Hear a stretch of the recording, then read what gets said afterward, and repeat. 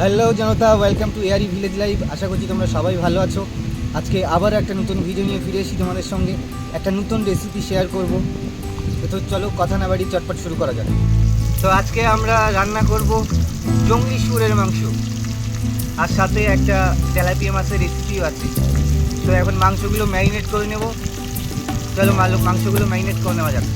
তো এই যে আছে শুয়োরের মাংস, জংলি শুয়োরের। এবারে টক দই দিয়ে ম্যারিনেট করে রাখবো কিছুক্ষণ।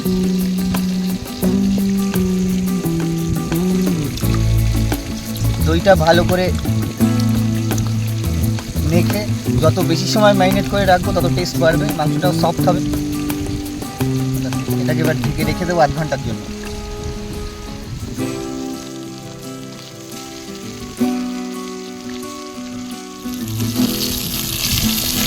মাছ ভাজা হয়ে গেছে, একদম কড়া করে ভেজে নিয়েছি।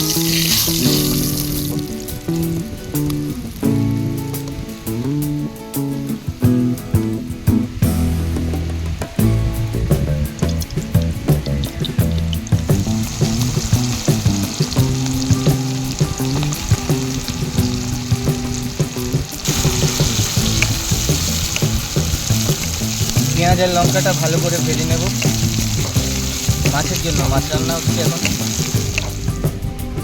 আপনারা তো অনেকভাবেই মাছ খেয়েছেন, দই কাতলা খেয়েছেন, পাবদা মাছ খেয়েছেন দই দিয়ে।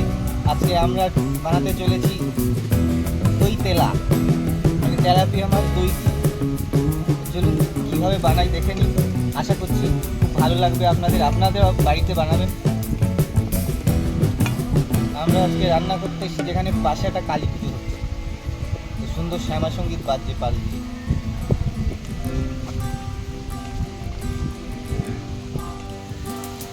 পেঁয়াজ ভাজা হয়ে গেছে, এখন রসুন দিয়ে নেব। রসুন দিলাম, আদা বাটাও দিয়ে নিলাম।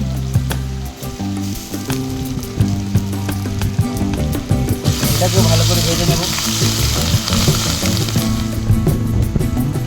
আদা রসুন ভাজা হয়ে গেছে, এবার টমেটো দিয়ে নেব।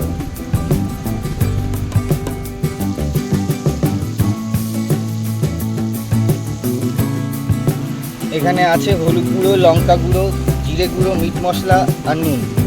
পেঁয়াজ আদা রসুন ভাজা হয়ে গেছে, এবার এই মশলাগুলো একসঙ্গে অ্যাড করে দেবো।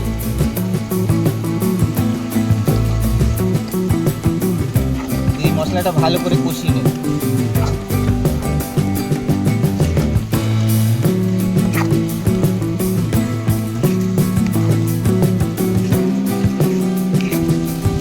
মশলা রেডি হয়ে গেছে, এবার এর মধ্যে টক দই দিয়ে দেবো। দইয়ের পরিমাণটা একটু বেশি থাকবে, কারণ এটা আমরা দই তেলাপিয়া বানাচ্ছি। সব দই দিলাম না, অল্প একটু রেখে দিয়েছি, এটা আবার পরে অ্যাড করব।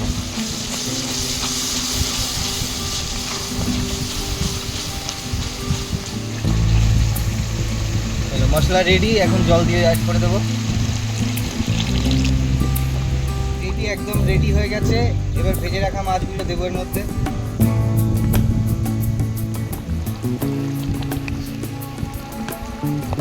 এবার মাছ দিয়ে একটু ভালো করে ফুটিয়ে নেব, ঝোলটা একটু কমিয়ে নেব, তবে টেস্টটা ভালো আসবে। রেডি হয়ে গেছে, কালারটা দেখতে পাচ্ছেন, দারুণ কালার। এবার বাদ বাকি দইগুলো দিয়ে দেবো।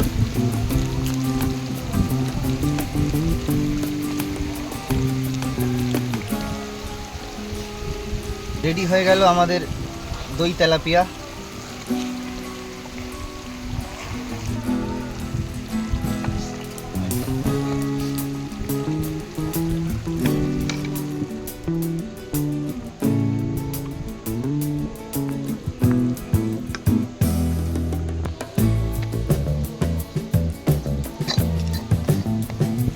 তো এখন রান্না শুরু করব জংলি শুয়োরের মাংস। তার জন্য আগে তেল গরম করে নিয়েছি, এর মধ্যে পেঁয়াজ কুচি দেবো, সঙ্গে দেবো লঙ্কা কুচি। এখন এটাকে ভালো করে ভেজে নেব। পেঁয়াজ লঙ্কা ভাজা হয়ে গেলে এবার রসুন বাটা দেবো, আদা বাটা দেবো, সঙ্গে টমেটো কুচি দিয়ে দেবো, দিয়ে ভালো করে ফ্রাই করে নেব।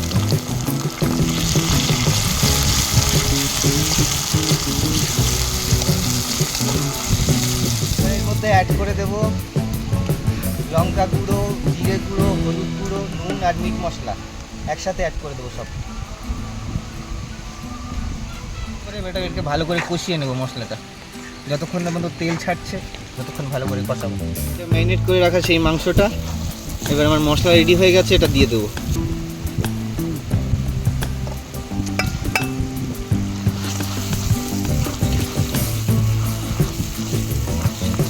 এবার এটার মধ্যে কেটে রাখা আলুও দিয়ে দেবো একসাথে।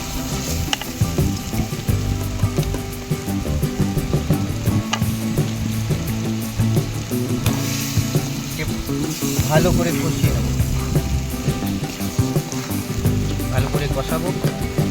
শুনেছি জঙ্গলেশ্বরের মাংস নাকি যত ভালো করে কষিয়ে রান্না করা হয় তত নাকি টেস্ট হয়, আজকে আমরা সেইভাবেই করি।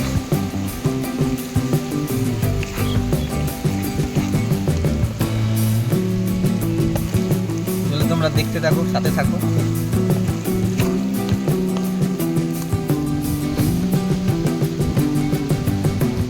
এখনই তো দেখতে দারুণ লাগছে, দারুণ কালার এসছে। আমরা আছি একদম ফাঁকা মাঠের ধারে, দারুণ হাওয়া হচ্ছে, সব দেখুন গাছের পাতা নড়ছে।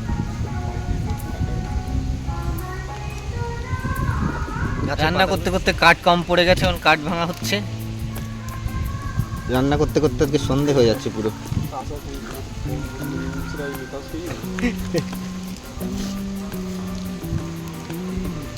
আজকে পুরো সন্ধেই হয়ে যাবে মনে হচ্ছে রান্না করতে করতে।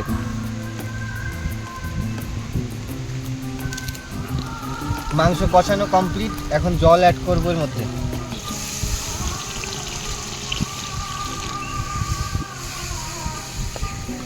এবার এটাকে ভালো করে ফোটাতে হবে অনেকক্ষণ ধরে, সেদ্ধ হতে টাইম নেয়।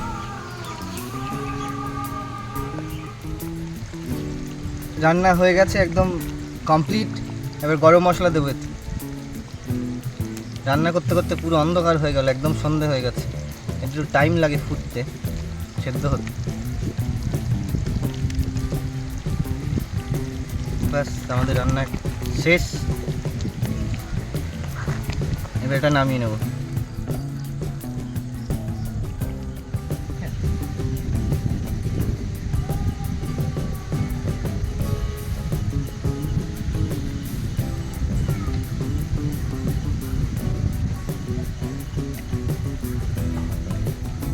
মাছটা তো অসাধারণ।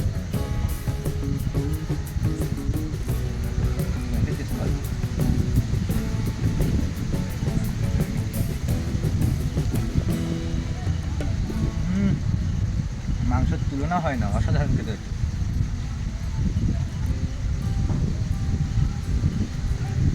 আমরা খেতে খেতে আজকের ভিডিও এখানে শেষ করছি। ভালো লাগলে অবশ্যই পাশে থাকবেন, লাইক করবেন, শেয়ার করবেন আর সাবস্ক্রাইব করতে ভুলবেন না। আপনি যদি ফেসবুক থেকে দেখছেন অবশ্যই আমাদের পাশে থাকুন, চ্যানেলটিকে ফলো করুন এবং প্রতিটা ভিডিও দেখতে থাকুন। আর যদি ইউটিউব থেকে দেখছেন লাইক করুন, শেয়ার করুন। আর যদি আপনি আমার চ্যানেলে নতুন তাহলে চ্যানেলটি অবশ্যই সাবস্ক্রাইব করুন। টাটা।